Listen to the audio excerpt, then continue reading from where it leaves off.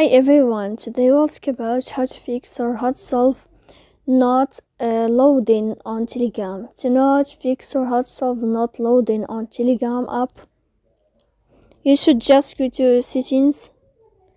After that, you can click apps, default apps, app settings. Here in this list, you will enter to the window of Telegram. And you can click here in this page. As you see, you will enter to this window.